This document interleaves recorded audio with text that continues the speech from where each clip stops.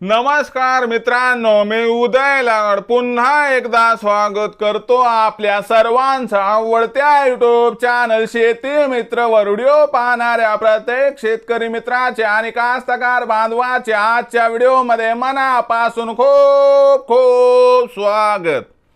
मित्रांनो, thumbnail पाहितलं, title वाचलं हो मित्रांनो, सामान्य कास्तकार बांधवांसाठी सर्वात महत्त्वाची अपडेट की आता चिंता मिटली, कारण 18 ऑगस्ट पासून संपूर्ण राज्यात पुन्हा एकदा सुरू होणार जोरदार पाऊस।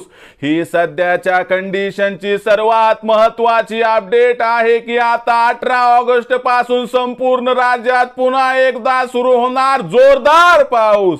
पण 18 ऑगस्ट पासून असं काय घडणार आहे या राज्यामध्ये की ज्यामुळे 18 ऑगस्ट पासून संपूर्ण राज्यामध्ये कोसळणार आहे जोरदार पाऊस?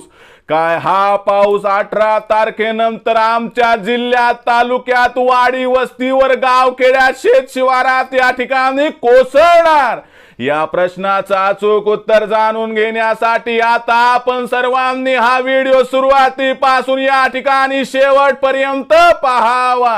व्हिडिओ शेवटपर्यंत पाहत असताना जर हा व्हिडिओ आपल्याला मनापासून आवडला तर जरूर या व्हिडिओला या ठिकाणी लाईक करा।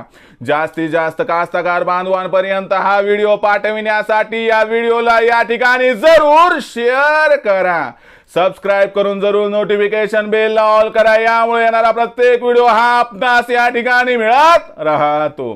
तर बघा मित्रांनो, सामान्य कास्तकार बांधवांसाठी सर्वात महत्त्वाची अपडेट की आता चिंता मिटली, कारण 18 ऑगस्ट पासून राज्यामध्ये पुन्हा एकदा सुरू होणार जोरदार पाऊस। पण 18 ऑगस्ट नंतर राज्यामध्ये असं काय घडणार आहे की ज्यामुळे 18 ऑगस्ट नंतर राज्यामध्ये पुन्हा एकदा सुरू होणार जोरदार पाऊस? या प्रश्नाचं आता उत्तर घेऊया। बघा मित्रांनो, सध्याच्या कंडिशनला बघितलं तर कमी दाबाचा पट्टा हा उत्तर भारताकडे सरकला आहे। बंगालच्या उपसागरातून आणि अरबी समुद्रातून जी काही मित्रांनो या ठिकाणी बाष्पयुक्त हवा आहे आणि जे काही ढगांचा ताप आहे तो उत्तर भारताकडे सरकत आहे। त्यामुळे आपल्याला मागच्या 2-3 दिवसामध्ये राज्यामध्ये पाऊस कमकुवत होताना दिसला। 18 ऑगस्ट पर्यंत ही स्थिती राहणार आहे, पण 18 ऑगस्ट नंतर राज्यामध्ये पाऊस सुरू होणार आहे। या मागचं सर्वात महत्त्वाचं कारण म्हणजे बंगालच्या उपसागराच्या दक्षिण टोकाला, अरबी समुद्राच्या दक्षिण टोकाला मित्रांनो एक अशा पद्धतीचं ट्रफ तयार होत आहे की ज्यामुळे दक्षिण भारताकडून या ठिकाणी पाऊस पुन्हा एकदा सुरुवात करणार आहे।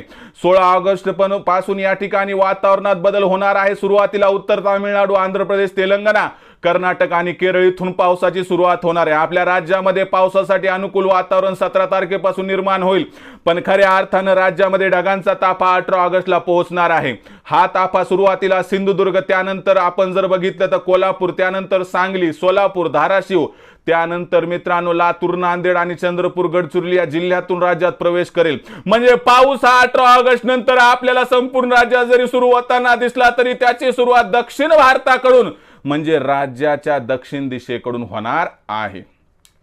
पाऊस हा आपल्याला हलक्या ते मध्यम स्वरूपाचा जो आहे तो 18 ते 22 तारखेपर्यंत दिसेल, पण खऱ्या अर्थानं मग 23 ऑगस्ट पासून मित्रांनो राज्यामध्ये बंगालच्या उपसागरातून ढगांचा ताफा मोठ्या प्रमाणात येणार आहे आणि आपल्याला 23 ऑगस्ट पासून जोरदार ते अति जोरदार पाऊस दिसणार आहे। परंतु खऱ्या अर्थानं पावसाची सुरुवात, ढगाळ वातावरणाची सुरुवात ही 18 ऑगस्ट पासून दिसणार आहे। एक एक करून हा पाऊस पुन्हा एकदा संपूर्ण राज्यामध्ये पोहोचणार आहे आणि ज्या जोरदार पावसाची प्रतीक्षा आपण करत आहोत तो पाऊस आपल्याला या ठिकाणी 18 ऑगस्ट नंतर मिळणार आहे। तोपर्यंत आपल्या शेतातील काही कामे शिल्लक राहिली असेल तर करून घ्या, तोपर्यंत पाऊस पडण्याची शक्यता अत्यंत कमी आहे। किरकोळ पाऊस जर सोडला तर इतर ठिकाणी ढगाळ वातावरण सुद्धा राहणार नाही।